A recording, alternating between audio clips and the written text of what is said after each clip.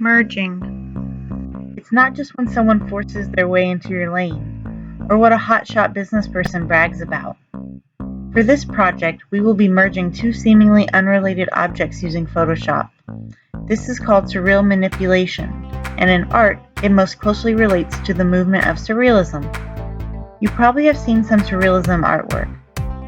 According to the Oxford Dictionary, surrealism was a 20th century avant-garde movement in art and literature which sought to release the creative potential of the unconscious mind, for example, by the irrational juxtaposition of images.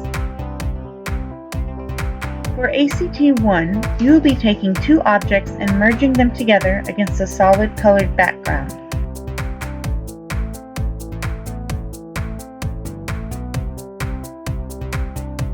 Students in ACT 2 will still be merging two objects, but will be doing it within a scene, including the background.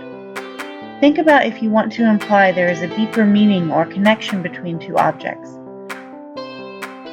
Maybe you want to make the viewer uncomfortable, or even perhaps you are making a statement. Let's talk for a second about pixels. On any digital image, whenever you zoom very, very close in, you will find the digital pixels, the little squares or dots of color that make up the image. When we're working in Photoshop, we want to be working with at least a 300 pixels per inch resolution. That way, whenever we print it at a professional printing place, their printer can print it at the best quality. If you don't know how to change resolution or change the amount of pixels, I will include a small tutorial on how to do that upcoming here in this video. If you don't have any more questions, you can pause it here and get started on your project. I'll also talk a little bit about the quick selection tool, how to use that, and how to create a shadow, which may be important for you as you are combining multiple objects and images, and also making things match across photos. So using multiple photos and making them all look like they're part of the same scene. All right, good luck on your project. Changing your photo resolution. You will go to Image and select Image Size. And whenever you have the pop-up here at the very bottom, it's going to say Resolution. That is how you adjust the pixels, the number of pixels in your photo. As you can see, this one has a resolution of 72 pixels per inch. I'm going to go ahead and increase this to 300 because that's what we want to work with. Be careful though, I'm going to warn you, whenever you are increasing pixels, that's when Photoshop has to essentially fill in the space between the original pixels to create new ones, and it's guessing. It's guessing at what goes in between there. So you may not always get a super clear image when you're doing that. So the best practice is to, if you have a low quality, a low resolution image, go ahead and try and find a higher quality image to use instead of working with that one that has a low one to begin with. Quick selection tool. If you hover over it on the left hand toolbar, you will see the little pop-up that says quick selection tool and a little preview of what it does. You have to click and drag over the areas that you want it to select, and it'll guess pretty well what it is that you're trying to select. Sometimes it makes some mistakes, like you can see there on the left it got the shirt, so I'll go up to the top and hit the one that has the minus on it, and you can see it'll make a little minus. Then you can click and drag over the stuff you want to keep and it takes it out of the selection. One thing I do want to note is if you're having trouble getting into a small space with the selection tool, you can change the size of it just like a brush tool. So you can see there I just do the toggle across to make it smaller until it's the size that I want it to be.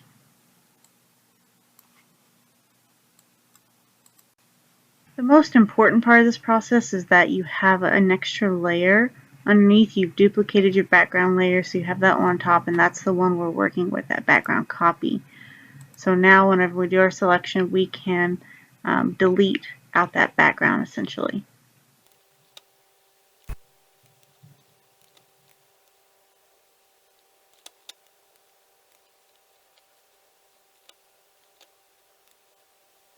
Now I have everything selected that I want to delete, and I'm going to hide that background and click delete on my keyboard, and as you can see, it takes away everything. Now I missed a spot here underneath the dog, so I just go in with my plus tool and delete that one as well.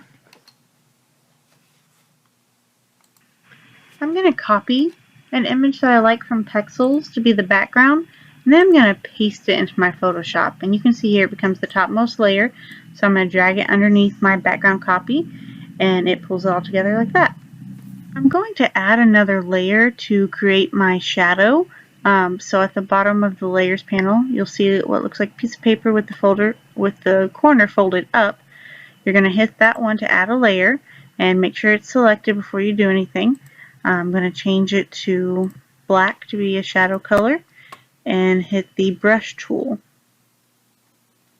With the brush tool, I'm just going to draw the shadow on, but I need to adjust my brush. So at the top left there, you can see the circle, and you can adjust the size of the brush, the hardness, which if it's going to be a hard outer line or a soft outer line, and the brush type if you want to get into that. So then you can start drawing your shadow. Now this one's a little bit difficult because realistically you probably wouldn't see a shadow with how the sun is. You can see the shadow cast by the bench, and black is just way too dark. So instead of using black, what I will do is undo that and use the eyedropper tool on the menu bar or toolbar to the left, and I will select the eyedropper tool, which will pick up the color from anywhere I hit it on the page. So I'm picking up the color of that shadow, and I'm going to mimic it. It's a little bit purpley.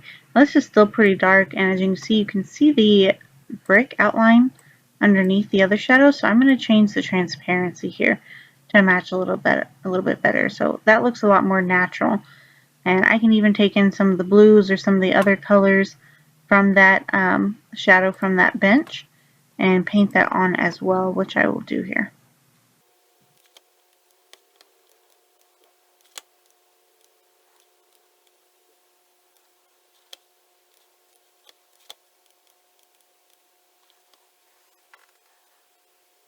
You need to make sure all the images go together. So one of the ways to do that is go to Image, Adjustments, and hit Levels. And this is just going to adjust the level of brightness and contrast. Now don't make the same mistake as me and be on the correct level there. I want to make sure I'm on my cat and dog. And go back to Image, Adjustments, Levels. And you can slide the little toggles to add brightness or contrast. The left one would be contrast and the right one is brightness, and the middle one is lightness. So just that to try and match the scene that you have in the background. I've got a pretty bright sunny day, especially coming in on that upper right hand corner, so I'm going to stick with the brighter cat there. Now you can also change some other features here like hue. So hue's going to change the coloring of the image. As you can see there, it goes from purple to blue to orange to red. We kind of almost have a greenish tint in the background image, but we also don't want our cat and dog to be green. So you can hit preview and kind of compare to what it would look like, change the saturation so it's not so bright if you want to use the hue, and select OK when you're happy with that.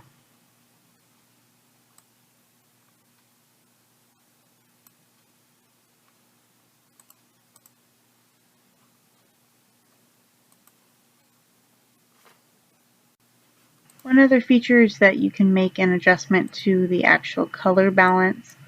So you can specify a specific color. We talked about there being a lot of green in the background, kind of green tint. So if I wanted to add a greenish tint to my cat and dog, I could do that there. Or I could make that adjustment to the background layer instead if I wanted to take away that greenish tint so that it matched the cat and dog a little bit better. Instead of trying to make my cat and dog more green, make the background less green. And as always, you can preview it and see how what your changes would look like. The last thing I'm going to show you is this little attention to detail here.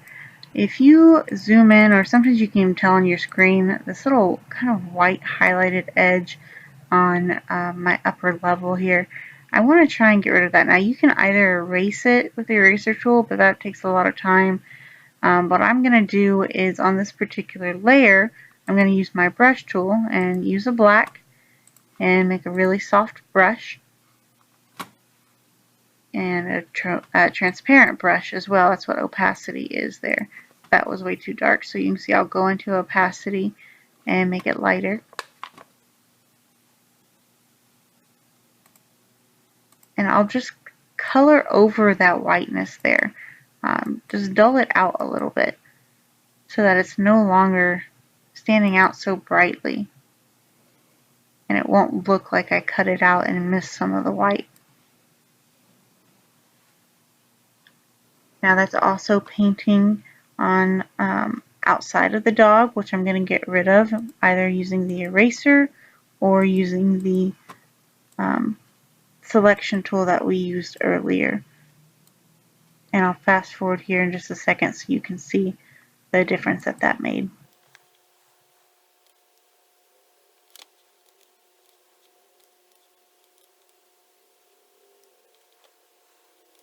Thank you so much for watching. I wish you the best of luck on your project, and I hope these little tips helped you. Please call me over if you need anything else.